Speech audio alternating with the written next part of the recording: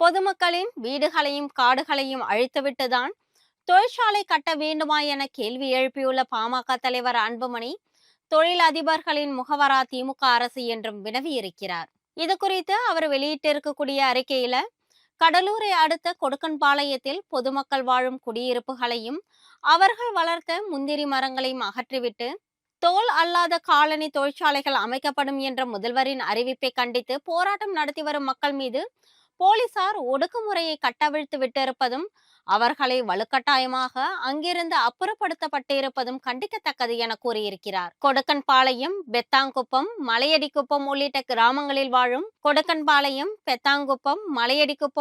கிராமங்களில் வாழும் மக்கள் 3 தலைமுறைகளுக்கும் மேலாக விவசாயம் செய்து வருகின்றனர். அவர்களை அங்கிருந்து அப்புறப்படுத்துவதை எதிர்த்து உயர்நீதிமன்றத்தில் தொடரப்பட்ட வழக்குகள் தீர்ப்பு வராத நிலையில் அங்கு இருக்கக்கூடிய நிலங்களை தனியாருக்கு தாரைவாக்க முயல்வது என்ன நியாயம் என அவர் கேள்வி எழுப்பியிருக்கிறார். கடலூர் மாவட்டத்துல அரசுக்கு சொந்தமான நிலங்கள் ஏராளமாக உள்ள நிலையில் பொதுமக்கள் பயன்படுத்தி வந்த நிலங்களை பறித்து தொழிலதிபர்களுக்கு தாரை வார்க்க அரசு முயல்வது மன்னிக்க முடியாத துரோகமாகும் என்றும், மக்களை காக்க வேண்டிய அரசு தொழிலதிபர்களின் முகவராக மாறி மக்களுக்கு எதிராக செயல்படுவது நியாயம் அல்ல என்றும் அவர் விமர்சித்திருக்கிறார். கொடக்கன்பாளையம் பகுதியில் உள்ள தரிசு நிலங்களில் காலனி தொழிற்சாலை அமைக்கும் முடிவை தமிழக அரசு கைவிட வேண்டும் என்றும், அந்த பகுதியில் தலைமுறையாக முந்திரி சாகுபடி செய்து வரும் மக்களுக்கு அங்குள்ள நிலங்களை பட்டா செய்து வழங்க வேண்டும் என்றும் அன்புமணி வலியுறுத்தி இருக்கிறார்.